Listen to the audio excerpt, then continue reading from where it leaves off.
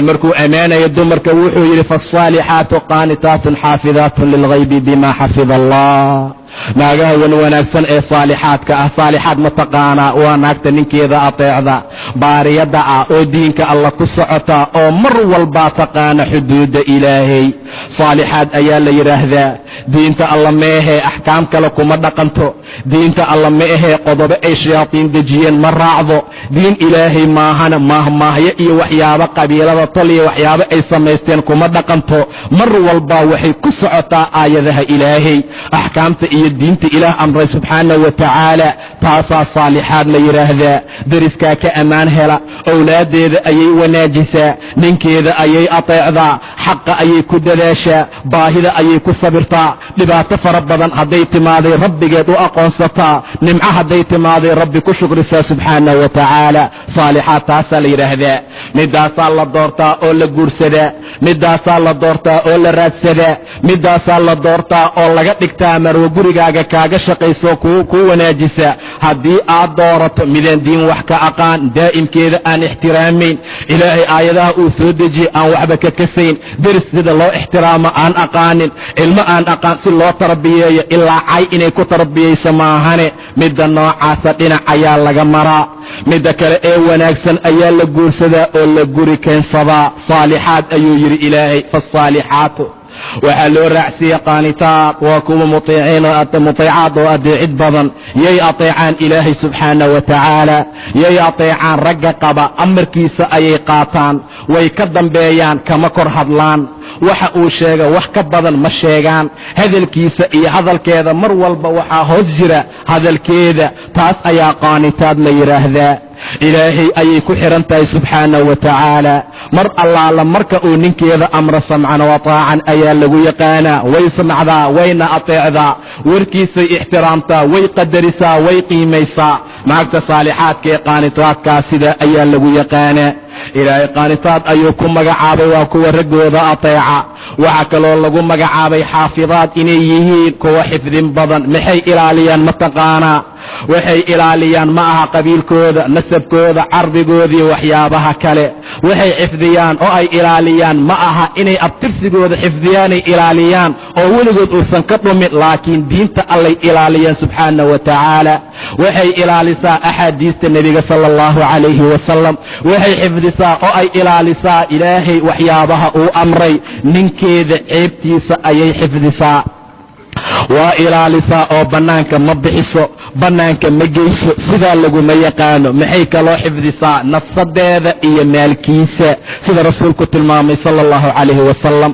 dumar waxa uu qayr badan midda marka la amro amarka qaadata, mar allaala marka la fiiriyo ku farax gelisa, mar allaala markaad amarta amarkaaga qaadanaysa, mar allaala marka hayna nafsadeeda iyo maalkaaga xifdisa ayuu yidhi sala allahu calayhi wasalam. nafsadeeday xifdinaysaa, nafsadeeda ayay ka xifdinaysaa niman kale, waxay ka xifdinaysaa xumaan kale, waxay ka xifdinaysaa wax allaala wixii xumaan gelinaya ama dhibaato ku abuuraya.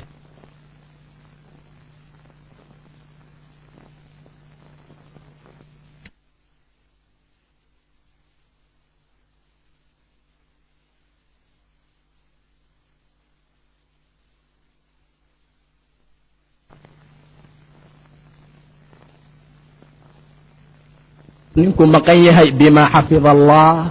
haddaba dumarka xaaladoodu sidaa ay tahay waayo kuwa wanaagga ku gaaraya adduunkii aakhiro.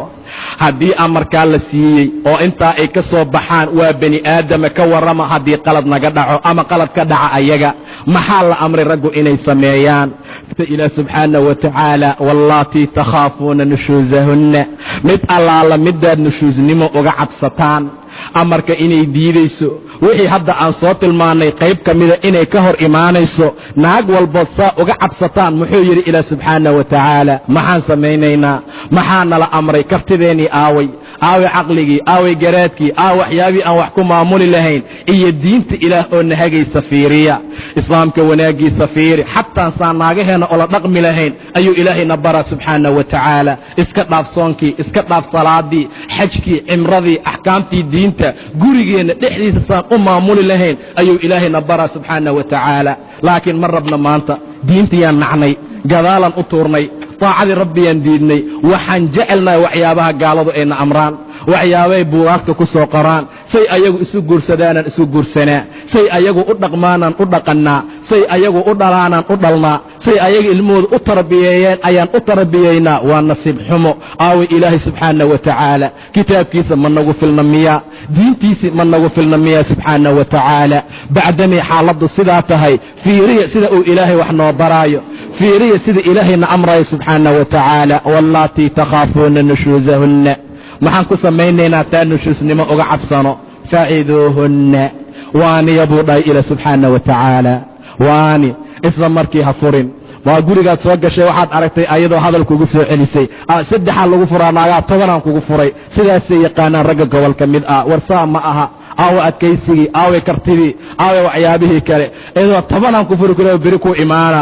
oo gule shiiqo ani waa xanaaqsanaa naagtiina saas dhahay ka warrama karti iyo waxyaabo kale iyo waxyaabihii rabbi amray inuu ku socdo asagaa diidan marka hore sidaa darteed ayuu ilaahay yidhi faciduuhunna war wacdiya war waaniya war diinka u sheega ilaahay ka cabsa dheh war waxaan aad ku socoto waa wixii lagu naar geli lahaa